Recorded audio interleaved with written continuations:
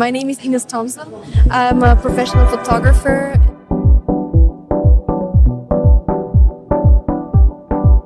So, welcome to the Grote Fotografie podcast. That is the big photography podcast in English.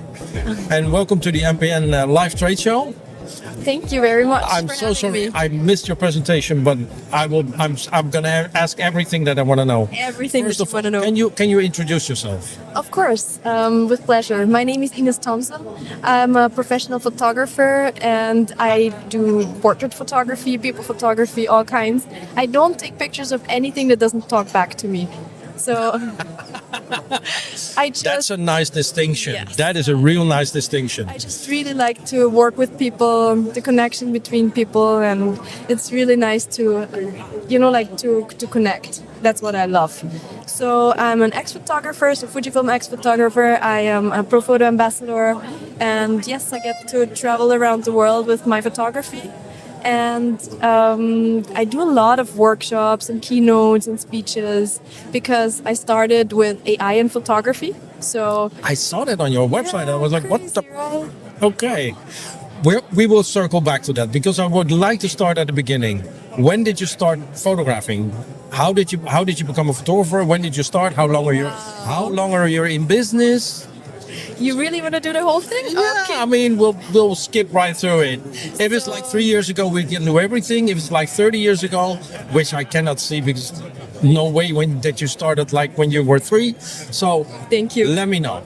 No, but seriously, yes, my photography journey is not very linear. So I was actually a flight attendant before. I was 23 when I had a brain tumor. So I worked as a flight attendant, but then I couldn't fly anymore. I had a big surgery. And that was the time when I was like, okay, I always wanted to take pictures. I always wanted to have a really good camera. And you think you're going to do this later. You're going to do this when you're older. You're going to do this when you have more time or more money to buy a proper camera. And then you're like, oh, shoot, maybe you never have that. Maybe later is now. Maybe later it has to be now because maybe there's no later. And as soon as you figure that out when you're very young, then you start living your life differently. And that's what I did. So I started to take pictures with the first camera that I got then. But like my mom went to a store with me and she said, you know what? We're going to get this camera. I'm going to sign the contract for you that you can actually start taking your pictures. And before that, I was just with like a small camera, pocket camera. And then I just started to try, I took pictures of kids and friends and it became such a passion that I just didn't want to do anything else anymore. But, I was very sick. It took me 2 years to recover. And in those 2 years, I used the time to actually just focus on photography. I just took pictures everywhere and wherever I could. But then I had to find another job and it was super hard because I was 25. I was a woman, I could have kids, but no employer wants to have an employee like that, And it was really hard to find a job, but I actually found one, but I hated it. And what did you become? It was an office job, but it was only with numbers. I had to deal with numbers the whole day, and I'm an anti-numbers person. So it was super hard for me, but I still did it because I finally had a job. But I was not happy. I was unhappy the whole time, and I had a migraine every day. So 27 days out of 30 days, I had a migraine. So it was horrible. So, then you're like, oh, okay, I survived the brain tumor, but now I feel like that every day. I don't want that. And I went to a really, really good doctor. And he told me, he was a neurologist. And, the downward spiral continued. I had a job that I didn't like. I had a migraine every day. I had to take so much medication, so many pills against my headache that I got a headache from the pills. Then I had to do a withdrawal because I took too many pills, and all of this was just a downward spiral, and the worst. How did you snap out of that? Yeah, there was one thing that happened. I had a really bad car accident, and I fell asleep behind the steering wheel. Also, After taking those strong pills for my migraine, all of those things happen in a very short amount of time. And then I was like, okay, if I'm not gonna change my life now, I'm gonna die. there was no other outcome of that. So I went to this neurologist, and he was really cool. He wrote in a doctor's letter that I have to leave the job. The man that I was with at that time, because he was a narcissist. So it was really like these You 5 have to quit years. your relationship? The relationship, the job, that's what he wrote in his doctor's letter, you know? And I mean, it was very daring, but I'm so grateful for him. And I was already on the way because, you know, like while I was working this job, I did photo school. And I never wanted to do it. I always wanted to do it, but I always said, you know, I'm not creative enough to do it. And a friend of mine said, you know what, let's just do it. And after the 3rd semester, I had so many jobs that I had to decide if I want to finish the photo school or if I want to do the jobs. So it went really fast because it was my passion. I found my passion, and that was the best thing that could have happened to me. And well, at a certain point, I was like, okay, I'm going to quit my job. I'm going to go fully professional. And can you imagine, from day 1 of my self-employment on, no more migraine. No more migraine. You see what photography can do for you? It saved my life. Photography saved my life, 100%. 100%. Wow. And from that day on, everything changed. My whole life changed. Everything. The whole trajectory changed. You know, I found after a while, like I had a lot of really cool jobs. Then I found a social media influencer. I traveled the world with her. During my travels, I met my husband on Aruba, on the island, during Carnival, on his birthday. We stopped the world trip. I stayed with him.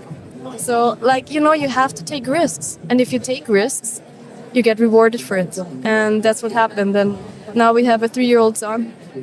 And we live in Austria. And yeah, I get to travel the world through my photography still. Wow. I always tell people, you know, I thanks to my camera, I got to places where little people went. Yes. I got to so many people, special places. I saw so many special people, all because I picked up a camera one day. Yes. But your story, I mean, that's even more touching. I mean, photography literally saved your life. It did. Wow. It did. And you know, like, sometimes when I think about all of this, you know, like, this was a very, very short story now, but like... Sorry, one moment. Kan jij even naar de DJ lopen en vragen of hij zijn muziek iets zachter zet? Sorry, if you can put down the music just a little bit. Just a little bit. Sorry. No. Just, you know, like, this is the very short version of this story, but so many crazy things happened in between. And if you just know that if you take one step at a time, then you'll succeed. And you just have to start. You know, like I told people on stage too, yes, if you take a step, you might fall. But if you don't take a step, you don't go forward. Definitely. No, I had a guest earlier on the podcast who said, you know, go out and make bad pictures. Yes. Because as soon as you make pictures. If you make bad ones, you try and improve on them. Exactly. If you see that they're bad, go make better ones. Try to make better ones. But start taking pictures. Exactly. You have to make mistakes to evolve, to get better. It's just the way it is. Do the best you can, but go and do. Absolutely, because at that point, it's the best that you can do. You always give the best, right? Yeah, and definitely. Like 10 years later, if I look back at my pictures in the beginning, I'm like, oh my goodness. But on the other hand, I'm so happy I took them because back then, they were amazing for me, you know? And this is so beautiful that you give people the courage and the inspiration to go and take pictures and make mistakes and, you know, like, go out there. And we're all professional photographers here. So, I mean, for us, for everyone, it's life, but it's also business. How do you find your clients? How do clients find you? Well, that's a very good question. They're just there. I don't know. It's like, here they are. Here they are. Really? Yes. You know, I put myself out there, obviously, and this is something that you have to dare to do, obviously. I mean, I have pink hair. It's not that people don't dare to talk to me because this is a very big door opener. Because the hair, 100%. A lot of people tell me, you know, you don't have hair. No, doesn't matter. You see, that's why I fail at this. That's why I suck at photography. You should see Go. my face now. No, but seriously, that makes it a lot easier because like people dare to come up to me, to talk to me. And, if it's only like, oh, I like your hair, I'm like, thank you. And then you're already in the conversation. And yes, I put myself out there and, it's also something that makes you vulnerable, obviously. Definitely.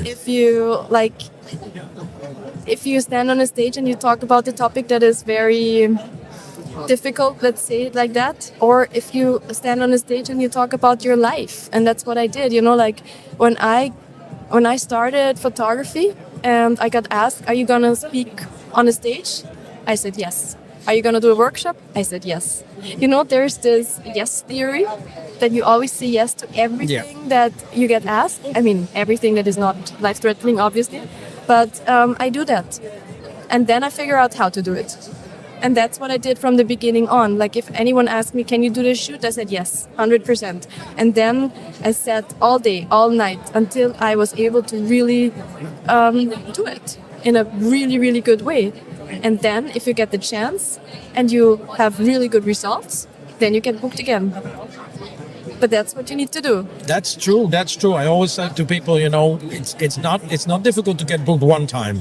Exactly. The trial is to get asked back. Exactly. To get asked a second time. Yes. Then they liked what you did, and then you're at least for them you're good or you're good enough. Exactly. And there's one more thing that is very important with people photography is that you like people. You want to spend time with people. And I really like that. I want to hear their stories. I want to connect with them. I want to spend time with them. And that makes it so much easier. And that's the thing, I want to show people how beautiful they are, but the way I see them. And that's sometimes very interesting and eye-opening for my clients because, we have a lot of people that don't see themselves as pretty or beautiful. And if you can see it as a photographer and you are able to show them their real beauty, then they will recommend you to other people because they're like, oh wow, this was an experience that I had. Do you shoot for business or businesses, or do you also do private photography? I do a little private photography, but you can do what I told you right now is you can do on each set. It doesn't matter if it's a kid, if it's a woman, if it's a man, if it's a business, it's a private. It's just as long as it speaks, right? Absolutely. As long as it makes noise, some kind of noise. No. Noise, it has to talk to me. Oh, talk to you. Okay. So no animals. No animals. No animals. No okay. animals, no small babies. I mean, you know how it is. Like obviously if somebody really, really wants me to do those shoots, I'm still gonna do it. But, I don't do architecture, stuff like that, because I think you're only as good as your passion for something is. And, if, for example, somebody asks me to take pictures of their car, well, I know my car is white. Yeah, white. But I don't know, And even that was in doubt. In doubt. And other people are like, I love cars and I love their shape and look how the reflection. And I'm like, okay, I couldn't care less. Yeah. And that's why if you're really good at something, you have to have passion for it. That's how it works, in my opinion.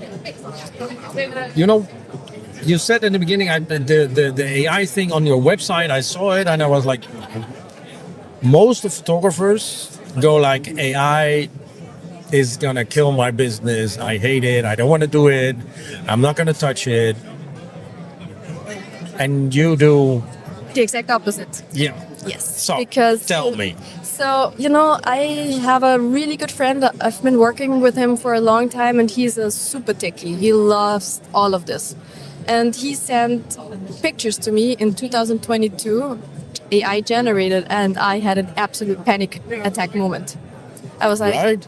shoot, this is gonna take away my photography, and nobody ever is gonna take away my passion and my photography. So I was like, okay, what can I do? And then I started, looking into it. What is it? What does it? What can it do? What can it do for me? And then, I tried things and suddenly I'm like, oh, there's actually a business perspective. And it just happened. It happened. Tell me the perspective. I'm really curious. So what I do is AI fusion. So I combine real people photography with AI generated backgrounds. Okay. So I generate the backdrops including the AI generated model, but then I take it out and I put the real person in. So for example, you have a picture created, a background with a model, yes, completely generated. Yes. But then you take out the model, Yes. and you go like, I put a real person inside. so there are a few reasons why I do this. So the first thing, why I generated with the person in it. So with the generated person, you can read the light on the person. So that's how I analyze the picture. And then, there's this right to your own picture, to your own portrait. So for example, if a big company generates models, like with the background, crop and everything, and they use it commercially, they could get sued for the right of their own picture of the person that looks alike this person that they generated. Really? Yeah, it's a gray area. Like Nobody knows. At this moment, nobody knows what the rights are. I heard this one judge who said, AI generated art cannot be copyrighted exactly because it's machine generated, and we cannot copyright it in any way, shape, or form. exactly because the copyright is connected to the person who took the pictures. There was this case with the monkeys. Yeah. With the gorillas or something Yeah. like that took Yep. their own picture, and he didn't get the copyright either. No. And that's the same with the machines now.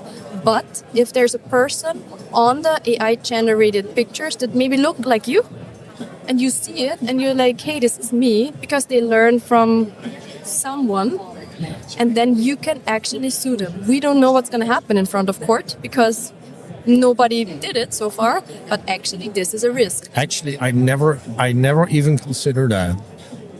But it's That's real. I mean, if you generate a picture with somebody, especially if you take somebody famous, you say, okay, this is a generated picture. We didn't take his picture, we generated it, but it looks like him or her, and they go like, no, you cannot do that. you cannot use it, and especially if it's commercially, like if it's for a small website or for something, nobody is going to take the big step to go sue No. you. But if it's for, like if a big company uses them, I mean, they go a step further. H&M now uses the generated AI twins of real models. I don't know if you heard of that. So there are a lot of workarounds, but for us that don't have the money to AI clone, for example, Heidi Klum, I don't know, and pay her for that, because you obviously have to pay her for that, and that's the most logical way to do it. I think that's a really good way to do it. But, for us that we don't have the money or the means for that, I think the AI fusion is the best option, because you don't miss out on the real photography, on the real connection with the people, on the photography itself, on the art. And you create these digital backgrounds with the model. You take out the model. You swap the model for a real model. Yes. And do you take the portraits of the people? Do you do that in studio? Do you do that on location? It doesn't matter, or Well, it does matter now. It's more important than ever to really have really, really good knowledge about lighting. light, about perspective, about everything that you need to know about photography, camera level. All of those things you need to consider. You need to be able to do the compositing after. Definitely. Do you know Joel Grimes? No? Really? No? Okay, Joel Grimes is an American photographer who did like 10 years ago already started with, maybe longer, with composites, but real backgrounds. He photographed them and real people. Wow, really cool. And I can really advise you, check it out. I would love that, yeah. Yeah, because he was like, for me, I loved composites. So your idea, I really like it. Yeah, you should really try it. And it's not rocket Definitely. science. No, And it was so cool because I was at an event and there was this really cool older guy. He had his 50 years anniversary of his photography company. And he's like, this is like front projection. But I have never heard of that before. This is like? Front projection. It's a front projector. Oh, a front. No. I know what he means. Yeah. Front projection. Yeah. Yeah. It's like old. That is like the old school composite before you could before you could do composites. They did this. They did this. With a semi-transparent mirror, with a pearl screen on the background, and they projected it. Like, really, that is is crazy shit. Yeah, but it's nothing else than that. You know, it's just a new technology. New technology. And the same guy said, you know, like they started a conversation, a 30-year-old, a young photographer, and he's like, oh, you cannot do this, and this is not real photography. And then the other guy, like the 50-year anniversary person, he said, you know, I really don't understand how a 30-year-old can reject this new technology. It would have been like me never starting to use digital photography. That's crazy. And it was so beautiful for me to see, you know, like I saw it happen in front of my eyes. I'm like, I didn't have to say anything, but those two are like, okay, and you don't see the business perspective in that. Yeah. You know? Because at the end of the day, it is the most beautiful way to make a living. Absolutely. For me, it's like heaven every day. Yes, I love it. Definitely. And you know, like this, we can adapt to the new technology, use it, but still stick with what we love. And this is how I do it, and this is how I combine it, and this is how it really works for me. You know, like if you think about the business opportunities, I do fashion shoots in my studio in 2 days, where I have 3 times the sunrise, 3 times the yeah, for real. You know, like you have to have the knowledge as a photographer to set everything, obviously, but you can do it in the studio. And you know, it's funny because like I learned so much about the perfect lighting. You know, I love light. I always loved light, but now I can set it properly. Like in the last 2.5 years, I learned more than the years before, because I was always, oh yeah, it's nice, let's leave it like that. But now it has to be on point. So now the knowledge as a photographer is super important, and that's really cool. So I do fashion shoots in 2 days that you would have to travel with 10 people or 10 models and 2, you know, stylists and the makeup artists and, you know, the whole team, for example, to Greece. You know how much money you save for that? No, definitely, no. And, you know, like then you have those ESG goals that you have to reach as a company. You know, like you don't have to fly, you don't have to travel, you don't have to pay food for so many people for so much time. And you can still ask a lot of money as a photographer because, you know, it's going to cost them so much less that you still earn so much more than, you know, because they save so much money. And you can, you know, like if you tell them that they pay like half the price and you still earn so much more, you know what I mean? Definitely. Wow. Final question. Sorry. No, please go Final ahead. question. What is the number one thing you would advise young photographers who are just starting out, young people who have a passion in photography, maybe old people who have a passion in photography, but what would you advise them, you know, go and do this? Get started. No, seriously, get started. Yeah, definitely. Because that's so important. And you know, it's not only for, and that's the thing, it's not only for us as photographers. Time is changing. We are in the middle of the AI age. People think it's coming, but it's the present. It's here. It's here already. It's here already, and we're in the middle. So we have to know what's going on. We cannot protect our families. We cannot protect ourselves. We cannot go forward if we don't know what's possible. You know, and I think this is a very, very important message because people think, I don't need that. But what if it's suddenly here? You know, like for example, I work with avatars, you know, like I let my avatar speak. And I tell them, you know, like there's so many people that still transfer money to somewhere because they got an SMS. We would not do that. But obviously I talked to the police because I worked together with them, because I had an exhibition and I invited them, you know, like to just get in touch with people that actually work with those things, with deep things. And they said, you know, they still transfer money because of SMS. But can you imagine what happens if this is not an SMS, but an avatar video of your daughter saying, hey, daddy, I have a problem. Please transfer money to me. I'm there. And it's her video. It's her voice. It's her everything. What are you going to do if you don't even know that this exists? Of course, you're going to transfer the money. Yeah, because definitely. It's your daughter. And it's a fight and flight situation. So you are going to lose all the money, and it was not even your daughter.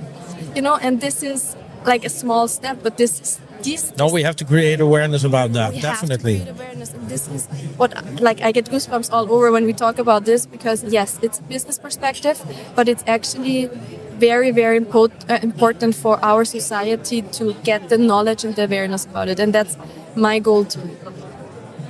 Okay, well, thank you. Thank you for you. being here, and Of thank you course. for being on the podcast. Thank you We'd very love to much. have you again. Thank you. Thank you.